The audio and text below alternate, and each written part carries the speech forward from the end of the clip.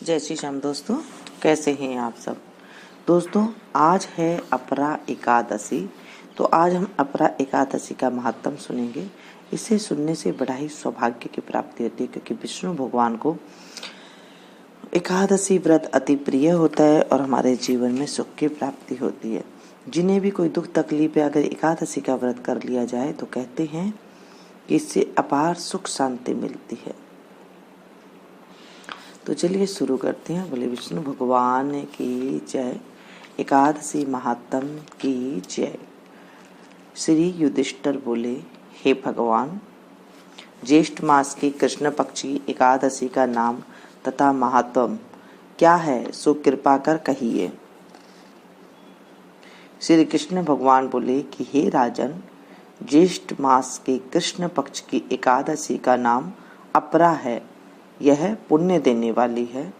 जो मनुष्य इस एकादशी का व्रत करते हैं उनकी 3 लोकों में प्रसिद्धि होती है। अपरा एकादशी के व्रत के प्रभाव से ब्रह्महत्या, भूत योनि, दूसरे की निंदा आदि के पाप नष्ट हो जाते हैं। इसके व्रत से पर स्त्री के साथ भोग करने वालों की झूठी गवाही, असत्य भाषण, झूठा वेद पढ़ना, झूठा शास्त्र बनना, झूठा ज्योतिष बनना, झूठा वेद बनना आदि सबके पाप नष्ट हो जाते हैं। जो क्षत्रिय युद्ध क्षेत्र से भाग जाए तो वह नरक को जाता है। जो शिष्य गुरु से विद्या ग्रहण करते हैं परंतु बाद में उसकी निंदा करते हैं तो वो अवश्य ही नरक को जाते हैं। वह भी अपरा का व्रत करने से स्वर्ग को चले जाते हैं। जो फल तीनों पुष्करों में स्नान करने से या कार्तिक मास में स्नान करने से अथवा गंगा जी के तट पर पितरों को पिंडदान करने से या सिंह राशि वालों को बृहस्पति के दिन गोमती में स्नान करने से, कुंभ में श्री केदारनाथ जी के दर्शन करने से तथा बद्रिकाश्रम में रहने से तथा सूर्य चंद्र ग्रहण में कुरुक्षेत्र में स्नान करने से मिलता है, वह फल अपरा एकादशी के व्रत के बराबर है। हाथी घोड़े के दान से तथा यज्ञ में स्वर्ण दान से जो फल मिलता है, हाल की ब्याई हुई गाय या स्वर्ण के दान का फल भी इसके फल के बराबर होता है। अपरा एकादशी के दिन भक्ति पूर्वक विष्णु भगवान का पूजन करना चाहिए, जिससे अंत में विष्णु पद की प्राप्ति होती है। हे राजन, मैंने यह अपरा एकादशी की कथा लोकहित के लिए कही थी। उसके पढ़ने व सुनने से समस्त पाप नष्ट हो जाते हैं। बोलिए विष्णु भगवान की जय। अपरा एकादशी की जय।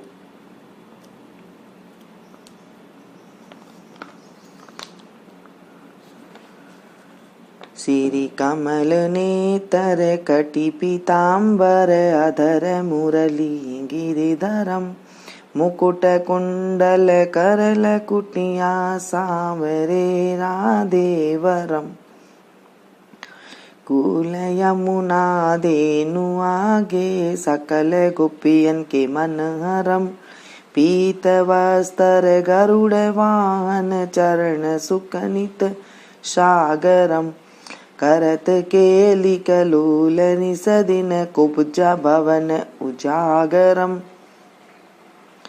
अचल अमर अडोल निश्चल पुरुषोत्तम परापरम, दीननाथ दयालु गिरिधर कंस हिरणा कुशहरम, गले फूल माल विशाल लोचन, अधिक सुंदर केशवम, वंशीधर वसुदेव छल्यो बलि चलो हरि वामनम, जल डूबते गजराक लीनो, लंका छेदो रावणम, सपत दीप नव खंड 14 भवन कीनो, राम जी एक पलम, द्रौपदी की लाज राखी, कहाँ लो उपमा करम।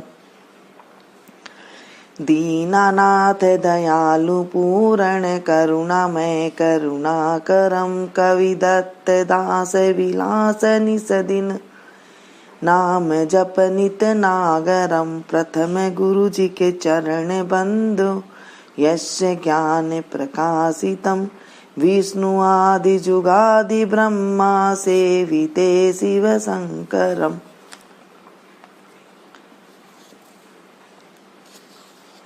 श्री कृष्ण यदुपति केशवम, श्री राम रघुवर रघुवरम। राम रघुवर रघुवरम, श्री राम कृष्ण गोविंद माधव। वासुदेव श्री वामनम, मत्स्य कच्छ वराह नरसिंह। पाहि रघुपति पावनम, मथुरा में केशवराय विराजे। गोकुल बाल मुकुंद जी, श्री वृंदावन में मदन मोहन। गोपीनाथ गोविंद जी। धन्य मथुरा धन्य गोकुल, जहाँ श्रीपति अवतरे। धन्य यमुना कनीर निर्मल, ग्वाल बाल सखावरे। नवनीत नागर करत निरंतर, शिव विरंचि मन मोहितम। कालिंदी तट कृत कीड़ा, बाल अद्भुत सुंदरम। ग्वाल बाल सब सखा विराजे, संगे राधे भामिनी। वंशी वट तट निकट यमुना, मुरली की टेर सुहावनी।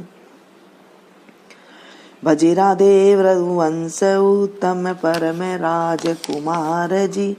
सीता के पति भक्तन के गति, जगत प्राण आधार जी। जनक राजा परण राको, धनुष बाण चढ़ावई। सती सीता नाम जाके, श्री रामचंद्र प्रणावई।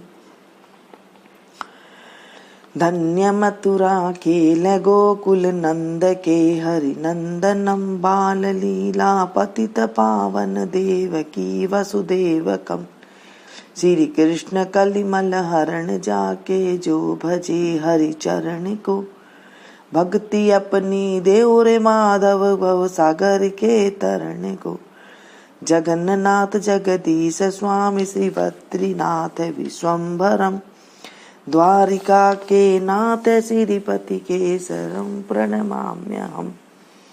श्री कृष्ण अष्टपद पढ़त निस दिन, विष्णु लोक सगच्छितम। श्री गुरु नामानंद अवतार, स्वामी कवि दत्त दास समापतम। श्री गुरु रामानंद अवतार, स्वामी कवि दत्त दास समापतम। दोस्तों, ये थी अपरा एकादशी कथा और कमल नेत्र। इनके पढ़ने से एकादशी के दिन अति सुख की प्राप्ति होती है, पापों का नाश हो जाता है और हमें बहुत सुख मिलता है। तो दोस्तों, इसे लाइक जरूर दीजिएगा और इसे ज़्यादा से ज़्यादा अपनों के साथ शेयर कीजिएगा, ताकि औरों को भी लाभ मिल सके। जब हम किसी औरों के पास शेयर करते हैं तो उनका जो 16वां हिस्सा है पुण्य का, वो हमें अपने आप घर बैठे मिल जाता है। जैसे मैंने आप लोगों को सुनाई है, तो आप लोगों ने जो सुना तो मुझे 16वां हिस्सा मिला। जब आप किसी और को सुनाते हैं तो आपको भी 16वां हिस्सा घर बैठे मिल जाता है। ये हमारे ग्रंथ कहते हैं, मैं नहीं कहती हूँ। चलिए सुनिए एकादशी कथा, और उसके बाद मैं दूसरे दिन फिर एक और कथा के साथ आपसे मिलूंगी। तब तक के लिए नमस्कार।